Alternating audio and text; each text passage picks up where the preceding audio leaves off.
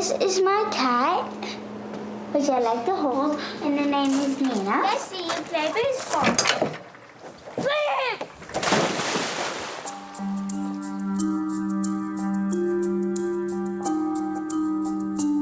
You could be like really, really happy, then all of a sudden, like a little thing could happen, and you'll be like totally like depressed and like angry and stuff.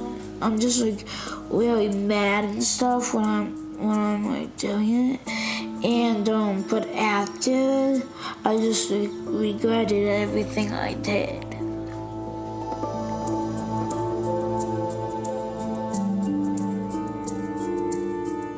I thought about trying to jump out a window, like from here. That's when the teeth clench and the veins, and he does it. And so sometimes you just bite the bullet and just say, no, I'm sorry, we're not going to do that now, and watch out.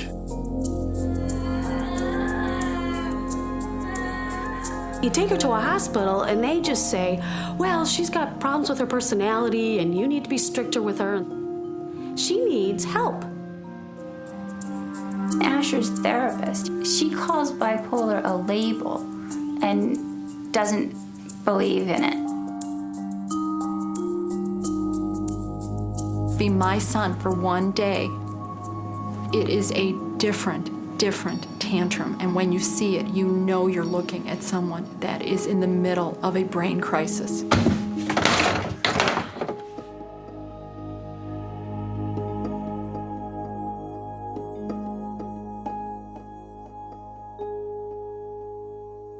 Patient is an 8-year-old female hospitalized due to the progressive increase in agitation, aggression, disorganization, and grandiose ideas. Also reports of seeing monsters and trees coming to life and attacking her. That was a 3-week hospitalization. She hit and kicked staff. Patient reached over desk and tried to answer the phone, asked to his head. Okay, that's not a safe choice. Hand him over. 1. No. I want to talk to you. Okay, so just say, Mom, I need you, and I'll listen. Put that Why back. can't I do that with you? Why can't you do what with me? He said we got to get here. In the hospital, 5 adults trained to work in the pediatric unit, and 2 more on the side. There was like 7 of them ready to hold her down because it could take that many to hold her, to get her restrained. Dad, you were right. You were wrong. You do still get your driver's license when you're 15. You just get your car when you're 16. Well, in your case, you can get your driver's license when you're 25. You can get your car when you're 35. And you can go on your first date when you're about 45, boo. Dad! Question? You know, when your kid comes out, you look, you count the number of fingers and toes, and you think, you know, healthy, I'm done. You know, they should act a certain way. And then when they don't, you think, naturally, the first thing is, well, it must be me, so I'll read the 1, 2, 3 books. And, you know, when they still don't, then you're like, okay, well, there's yet another problem. I had to get an x-ray of my brain called the CIT, and then a bigger one of them. Because I kept telling them that my head was kind of, felt like one side is really fast and the other was really slow, extremely of both, and they kept switching places. Yeah. You want to pick it up? You can. I need 2 more.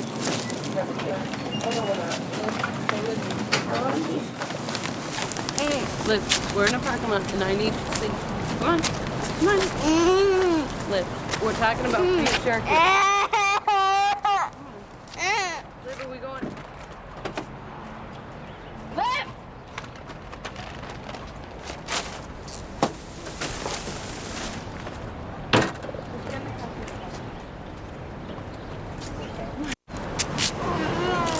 You want a snack? Wait. Let's get you a snack. But you can't walk away from me in the grocery You store. won't let me have any snacks. Come on, let's see what I got in the car. You won't let me have any snacks. Come on. No. That part is really hard, that people just stare at you and think you're just a parent that doesn't have any control and you don't care. I don't think I could care any more than I do. There was a mother of one of Liv's classmates. And I kept saying we could probably have a play date, and he said no, my mom would allow it. So, actually, sometimes I feel like I should kill myself or I would kill anyone else. So a lot of times that happens. Do you remember which one that one is? We get the squishy one. We need the squishy one. She's been on Abilify, Adderall, Ritalin, Seroquel, Lexapro. That's a new one. That's Zyprexa. That's an antipsychotic. I found that. It was in a bag.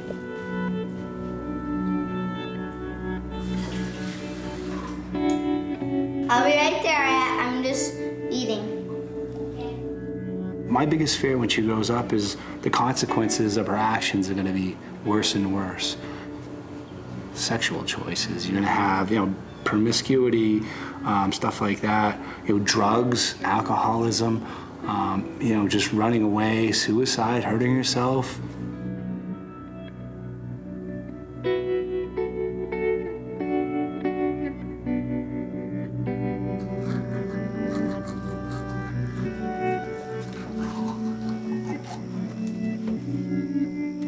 Good night, princess. Good night. Have sweet dreams tonight, okay?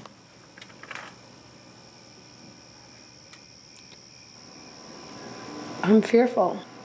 There's gonna be a cycle again. That's the probability.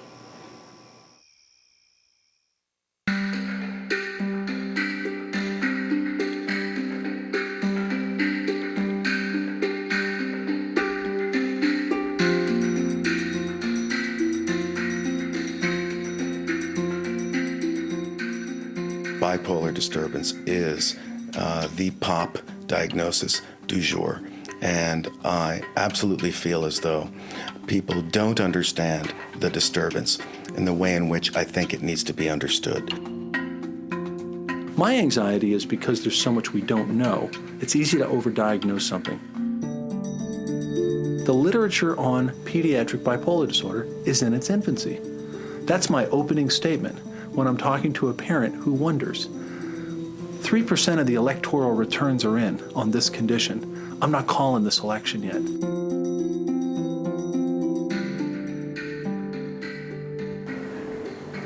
How's the world look from there? Silly. This is cuckoo. Okay, let's get this party started. All right. I see. Both kids were placed with us right after birth. First Casey, and then when he was about 3 months old, the mother was pregnant again. There you go. There were a lot of risk factors, mental illness in both families, on both sides. So we knew it was kind of risky. We kind of went for the nature versus nurture, that the nurture would kind of win out. We first noticed Casey when he was an infant, he wouldn't sleep. We didn't know that there was anything serious. But as he started to grow, Maria noticed that his eyes would stay open when he would sleep. It was kind of eerie. You'd walk in and see him, sound asleep, but his eyes would be at half-mast. It was just very, very eerie looking. And, she got out her DSM-4 and started looking up neurological disorders and stuff. And she kind of diagnosed him like way before it was ever official, I think. There you go. Get it! Give it back! Can you drink all my water?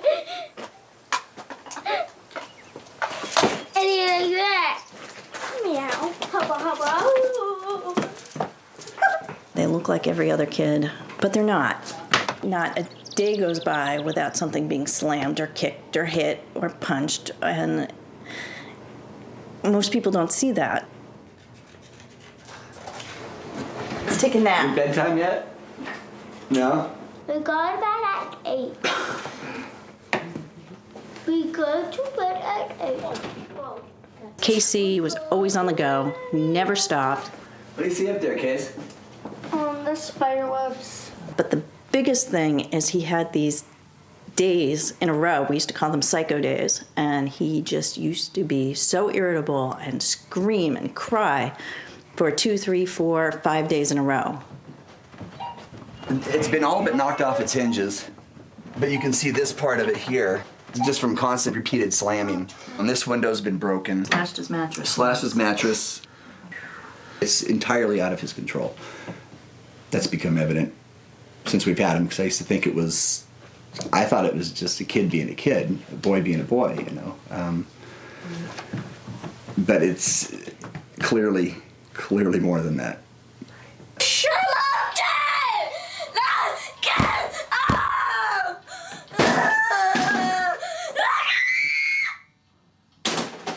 No, get up, Dad!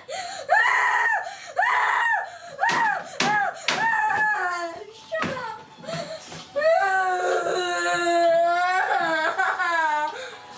No!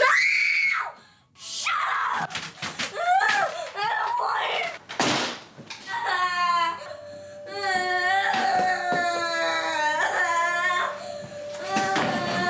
I do remember him with a knife saying he was going to stab somebody one time. This is when he was fairly young. This is like 5 or 6. Hitting, kicking. I've been bitten. I had my lips busted, both of them. No bones busted. Lots of bruises. Threw my shoulder out. So, you know, just stuff that goes with a kid going absolutely bonkers on you. And he can't help it. He can't help it. It's like he's hit with jumper cables when these episodes happen. It's like a seizure. We've likened it to a seizure. It's scary sometimes. Well, once he started biting me, and guess what happens? I start to bleed. Case? Can you take your medicine for me? Thank you. The neurologist told me that it would be criminal not to medicate this child. That was like the big, okay, what do we need to do? And that was the start of his treatment. Ugh, I hate it. You want me to count? Okay. 1.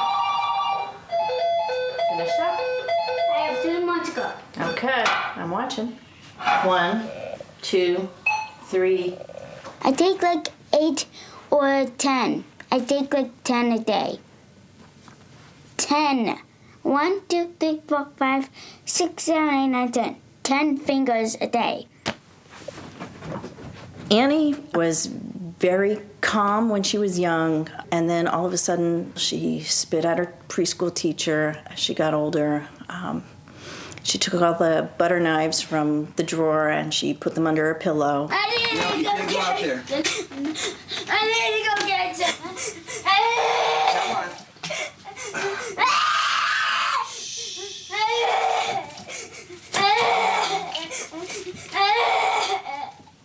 Calm down. I need something. You gotta stop. I need it. I'll give you a drink, okay? You want to take a break for a drink? Yes. Okay, take a time out. Time out for a drink. Time out for a drink, okay? Time out. Don't hit Mom. We've tried the naughty step. I'm Nanny 911. You know, people say in so many words, well, maybe you should try parenting skills. Or one school psychologist says, well, we need to take a look at what's going on at home. And we went to the parenting classes, and you know, I used to teach parenting classes, but we still went to the parenting classes, and nothing worked. It was the last resort, and you always hear people saying, well, how can you put your kids on meds? And I don't know any parent that says, oh, I want to put my kid on meds. It's just not something that people do. It's the very last resort when, you know, your child can't function normally.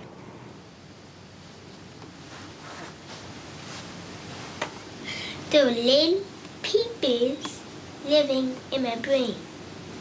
Is that true or is that a story? It's true. What peoples live in your brain? Red, yellow, purple, green, pink, black. I always hear the voices like this. Hello, hello, hello, hello.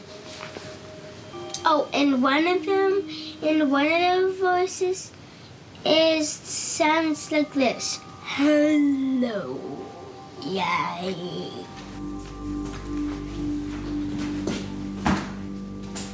It exists, it's very real, and it's scary. It's scary to think of them growing into teenagers and then growing into young adults. And from what I hear, the profound, the anger and the outbursts that we're experiencing now turns into profound depression. And then suicide. It's hot enough. This is my heater. Inside. I was taught that little kids didn't get suicidal. Depression was a new phenomena, and adults who have bipolar illness commit suicide at a substantial rate. So when you run across a child who's actively feeling suicidal, or is hearing voices and is having wild mood states, it really takes your breath away. Like, what is happening with this child? You want to see it? Yeah, sure. See, like, all there, see the paint's like chipping off and the door jams like broken off. I'll get like really mad and I'll slam my door until it breaks. It's just like really like upset and like things like really aren't worth it and stuff. That's basically it. Sure. People with bipolar disorder have 26 times the chance of a regular person of dying of suicide. Okay, so your kid has just been diagnosed with this, and you're told you might outlive them. And it's like a life sentence, you know? Feels like a potential death sentence. Like, when I'm really upset and stuff, I say, like, I wish I was never born and stuff like that. I remember Matthew telling me, and he would have these dreams where helicopters would cut his sister's heads off and the blood would go spurting everywhere, or a ghost would swallow him whole. Jessica has, to our knowledge, she's attempted twice to kill herself. 3 times. Hannah just tells me 3 times. She had plans other times, and she would talk about it like it was a normal thing. You know, she was like, oh yeah, I had plans A, B, C, and 4. You know, and laugh about it. Like this is normal, that people would think this way. And, you know, and then over time, you become used to it. And then you think, how could I not be upset that she's doing this again? It just becomes part of your life, and that is crazy in and of itself. You know, in Matthew's case, he was very, very aggressive. In Jessica's case, she was very fearful. Matt, can you test the pan again for me, please? Matt. He was always very affectionate and kind, and then you would have a week where it was like you didn't even know the kid. I mean, he wouldn't do anything. He would take markers and draw on the walls if he was mad at you. One time, he held up a butcher knife at me because I wouldn't let him have a whole container of pretzels before lunch. Would have never happened 2 months ago. Since Wednesday. I don't like feel like telling all my friends. I wish they could know it, like that. That I get mad easy, I get sad easily, certain stuff like that, but I just don't want to say it because I don't really want to tell them. Don't really feel like telling them.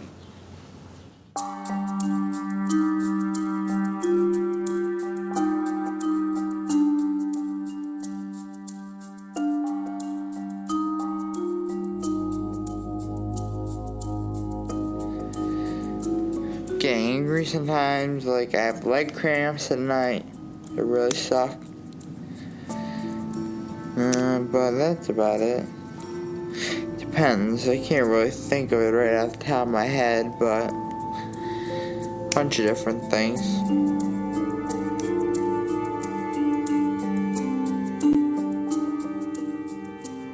I've been putting puzzle pieces together since Andrew was a newborn baby. We have a neuropsychologist who agreed that yes, we had ADHD, yes, we had a nonverbal learning disability, and we had something else going on.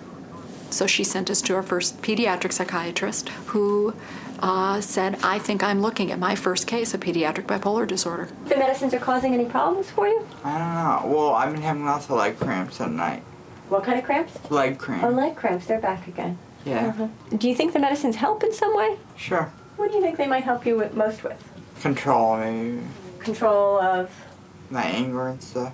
That's been a big issue for you over the years. The difference between normal childhood mood dysregulation and what these children are presenting with, in my mind, is like apples and oranges.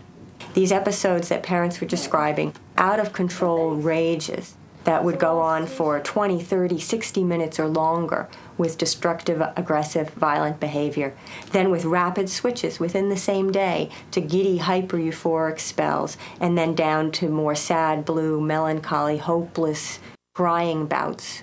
And he said, Mom, I don't want to be blown up in a plane. He said, if I do anything, you know I'm going to blow my brains out. And when I say to him, Andrew, do you know if your brain was feeling well, you wouldn't say that kind of thing. You wouldn't even think it. He managed to get a hold of a razor. I think he had shoplifted it from a store. And in our waiting room, while waiting to see me, started cutting at his arms and bleeding. And we went to bandage him up. But in addition to that, he was despondent, hopeless, suicidal, wished he were dead.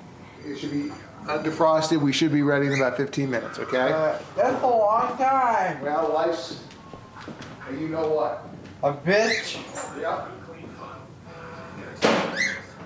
Life's a bitch and you die. A little depressing, don't you think? Just the boxes. We've been in some of the darkest places that I can ever imagine, where we didn't think he was going to make it. To where we are today, in the last 2 years, last year and a half, we've avoided what we would call a crash.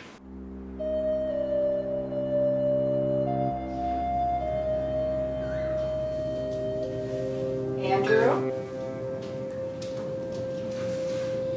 Andrew? Are you up and listening? No? Andrew? The brain doesn't work without food. Yes, it does. No. Yeah, prove it. Go get dressed. And then you'll meet me in the den. Deal? Okay. Math book? Yes. You ready? Yes. Okay.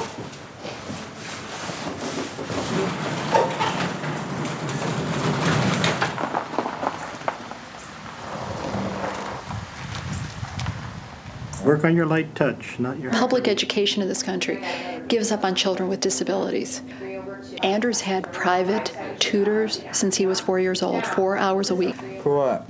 They'd like a dozen boxes and a dozen sports figures. You up for it? Yes. See you Monday. Okay, on to math. All right, now, can you read me that number? 428,000. 428,000 is excellent. So 4 times 20, right? I'm not gonna answer it. I know it's 4. Every single day is a challenge. Trace your, Some months and some weeks and some years are far more challenging, but every day is a challenge. Poker? We're going to do a little poker and a little chess and a little spelling because we have 2 hours, okay? Okay. Alright. Tight. Move right here and Yes, that's good. Right. Any one of the 4 sides will do. People say to me on a regular basis, Andrew is so lucky to have you for a mother. Andrew's not lucky at all, because if he didn't come from a family with generations of rampant, devastating psychiatric illness, he would be healthy.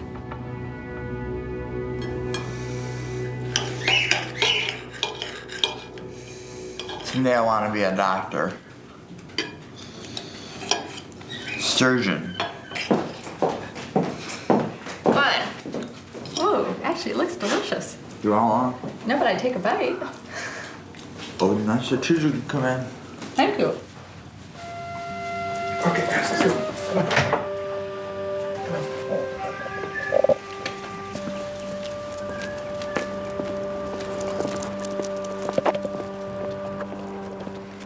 I hold on to the hope that we can beat back some of the worst effects of this disease. Let's go home. That Andrew can make his way in the world. Come on, guys. And I hope there are breakthroughs that allow him to do that.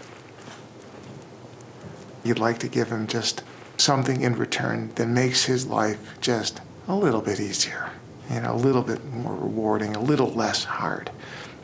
If he doesn't have to climb a mountain, maybe he just has to climb a hill every day. And, that would make me happier than I can even articulate. I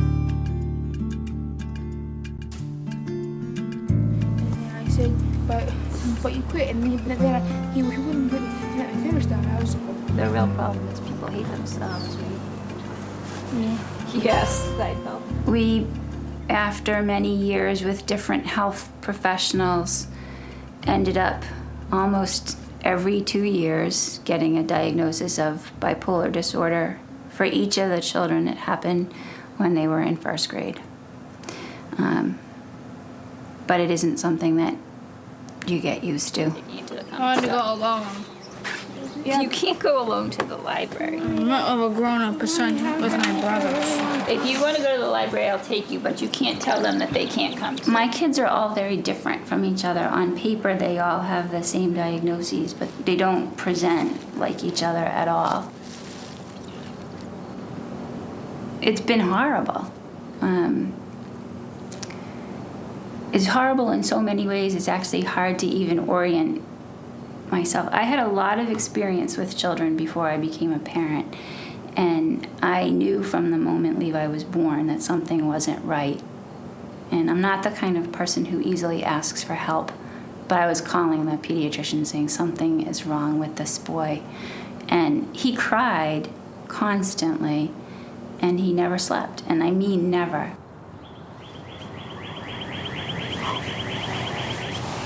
I thought about trying to jump out a window. I was constantly thinking about it. I mainly just, I usually can't get rid of it. I mainly just have to wait for the mood to pass. What happened with me is that I sort of categorized Levi as this,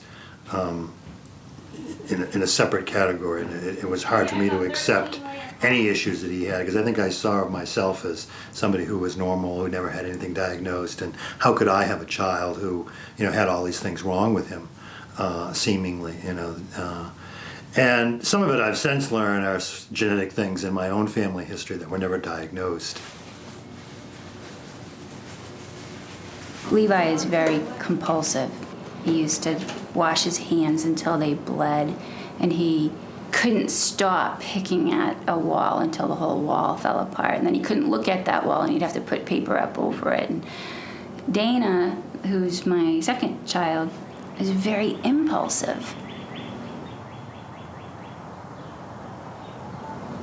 They gave him medication for ADD, Strattera, and he became manic and climbed the furnace within an hour of when he was first given it and burnt the palms off his hands. He tends to hit people, blame people, but he also moves with the speed of light. He's mad, then he's not mad, and he's here, and then he's not there. And it's hard to see how that's the same diagnosis. Well, why don't you try? I think I sort of went from one child to the other. I saw that Levi wasn't quite right, and then moved on to Dana, and saw that Dana wasn't quite right, and then moved on to Asher.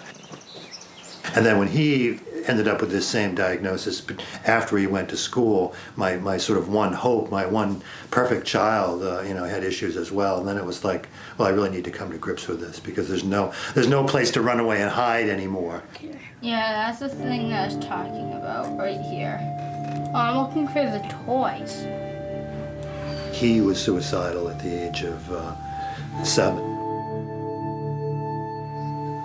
I might have been one who denied this at one point in my life, and saying, well, no way a child can think about that at that young an age. But I saw it with the pressure from the adult world, with the pressure from school.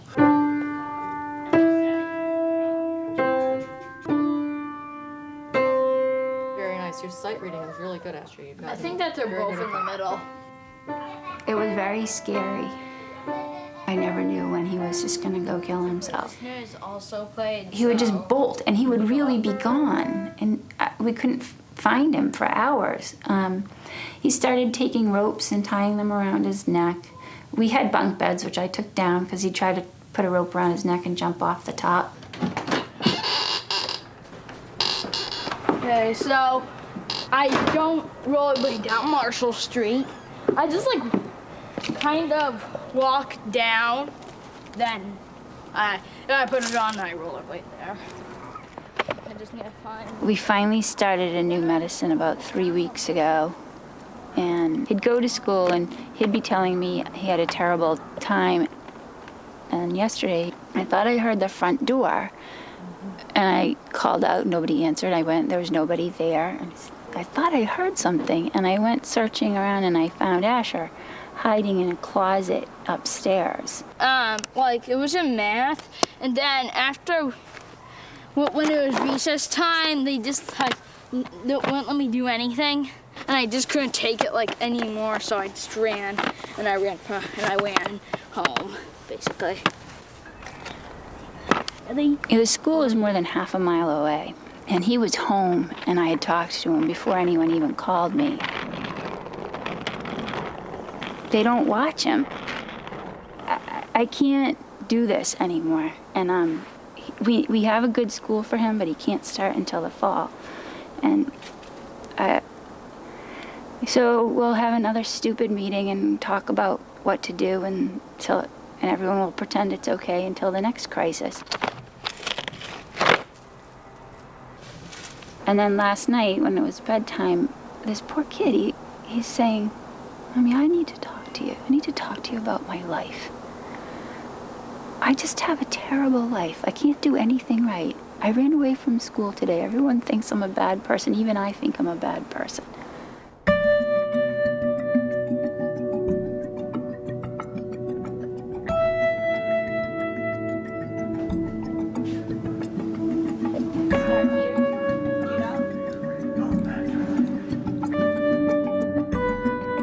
Normal people whose brain chemistry isn't affected by this illness can have a nightmare, but you wake up before you're killed.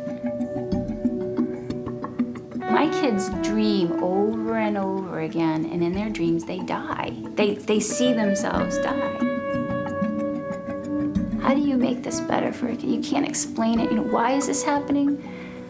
We don't know why. We can't even begin to go there. There is no why, it just is, and our job is to cope. And I can help you by supporting you. I can help you by bringing you to a doctor who can give you the right medicine. I can help you by letting you talk about it. I can help you by fighting with the school to get the right help, but I can't make it go away. And that's what we all want, is to make it go away.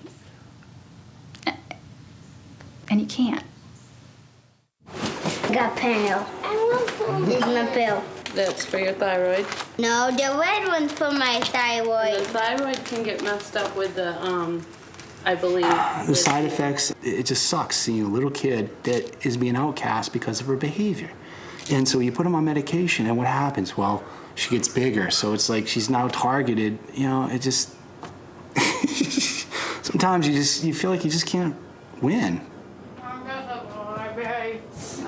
It's scary. Nobody really knows what the long-term effects are. I hope I can find a medicine combination that doesn't have any negative side effects that helps. The younger the child, the weaker the scientific data. People don't want their children in scientific experiments of brain-altering medicines. So the evidence is not that great for one medicine, two medicines. Once you add 3 or 4 medicines, you're really way out of the scientific knowledge base. And the medications that are being used, that are available, none of which are FDA approved in this population. They have greater risks of Stevens-Johnson syndrome or sudden death or lithium toxicity. He's a little bipolar too. I do think there is a quick fix, easy way out that many parents feel seduced by. They can walk out with a prescription and oftentimes don't want to be held accountable for how they have been enabling entitlement and craziness in the family. Here's the card. They're gonna like. I know Asher didn't do that. He went by one. Everyone agrees that these children are very clearly impaired. What about? But how should one medicate them? People have disagreements and continue to do research, and ultimately we get a clearer answer. This is the process of science. Now, of course, it's very, very difficult for the families who have to live with it. He's on heavy-duty meds now, and at least once a month, we say, are they doing anything? Should we take them off it? But when he was taken off it, he went to the hospital. And if Annie misses a dose of her meds, 12 hours later, she missed it because she's just bouncing off the wall. Ow! Hey, to your room. You can see me. I can see anywhere I want to see. Houses on the mountains. You can see the houses. I know that you can. Next one. You hate putting the chemicals in your child because you don't know long term, what's it going to do to her in 10 years or 20 years. It's just not enough research. But I want her to have a life, and if giving that to her, she gets to have a life, then that's...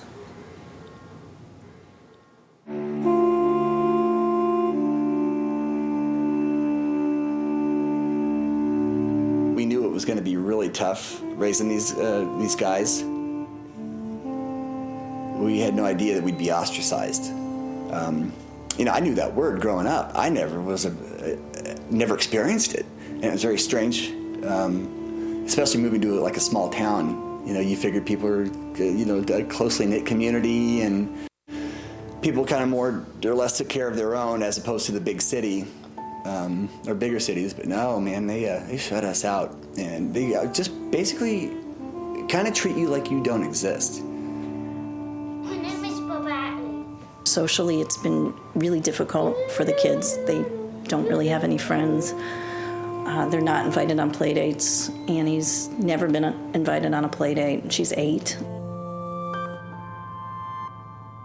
And it's prompted us to look elsewhere as far as moving and just getting into a different part of the community.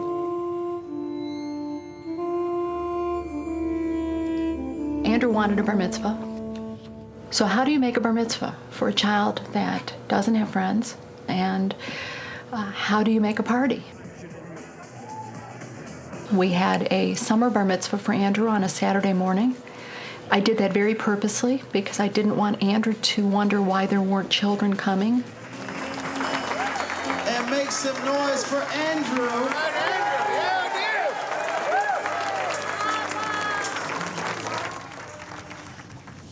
No. You want to just go play with me?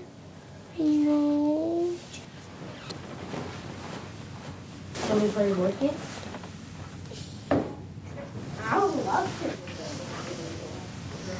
to. This one lady, she was telling her son every day that Liv was just bad. And I said, I'm trying everything I can, and you're undoing everything I'm trying to accomplish with my daughter. And she told me that Liv was just a bad seed, and she and a group of parents had gotten together and they had a nickname for her, and they wanted her to not be at their school.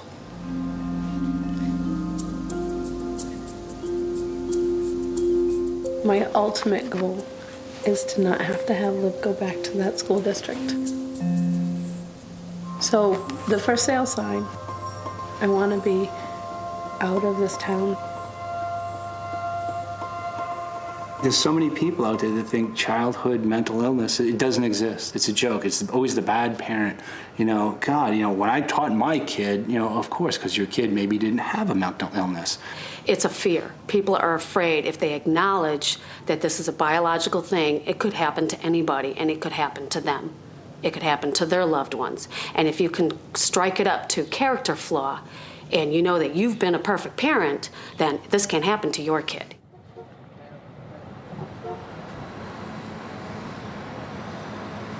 She just snapped. She was hearing voices. She was talking about the red man. The red man was telling her to do horrible things. She was like a wild animal. She would come after my husband and I. She would hit us, kick us. The whole time she was doing it, she was laughing. She had this evil laugh. But here we are. Her hospital's across the street. I don't know if I can get it because a big truck just pulled up in front of it. Let me try. She's all the way up. That's her window up there, the second one in. I just met with the doctors. They diagnosed her bipolar with psychotic features. I guess that's better than schizophrenia or schizoaffective. I'm not sure. They're doing a med change. Hopefully, the change in meds will do something. So we'll just have to wait and see.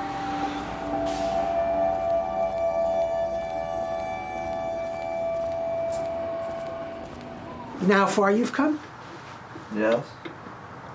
When you were first here, and you would strike out. Almost every session. Not at you. At who? Talking about being mad because Dwight Howard became Superman. Dwight Howard is not Superman. Shaq is Superman. But you began to talk about it. Sorry, I got a little carried away. And do you remember on a scale of 1 to 10 how strong they were? I'd say about a 10. Oh, come on. Give me an 8 at least. How about an 8.5? 8.2. You just really started to control yourself. Why do you think that is? Because I'm a better person now. But why? You began to say, I feel like doing this. Wouldn't I say it with a little more profanity? Yeah. Yeah, you had a nice vocabulary. You had a very nice vocabulary.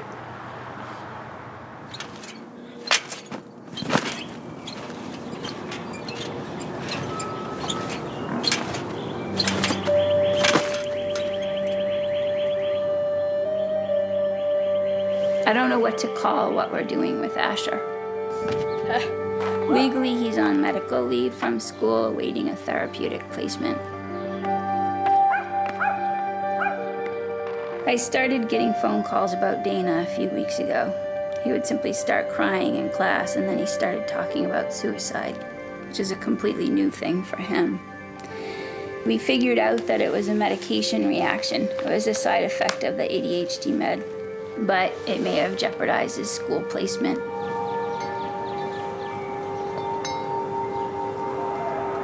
We're just on our own now.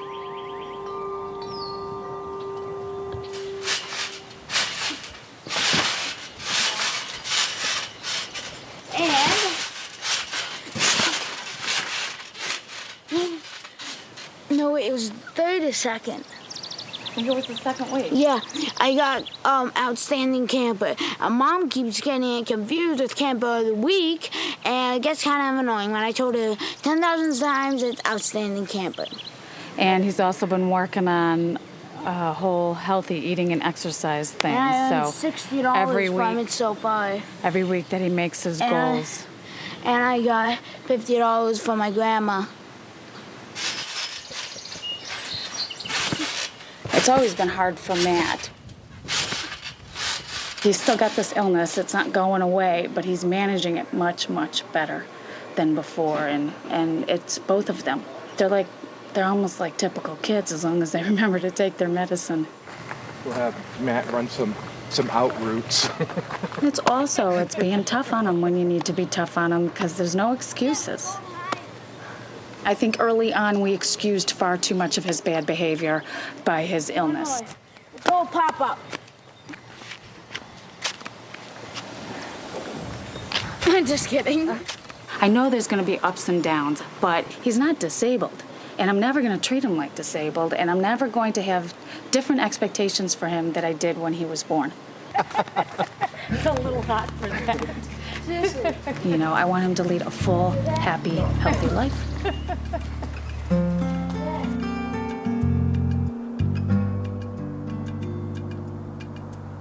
It's enjoyable now. She wakes up for school. The medicines are working. The schools she's at has just been phenomenal. This, and this are going to be doing for right here, the hair. If you look at your self-portrait in the photo, your hair comes right up to your cheek. Remember we talked about behind your head? Because there's like water in it, and I just spread it down. Remember, there's no right or wrong when it's a self-portrait.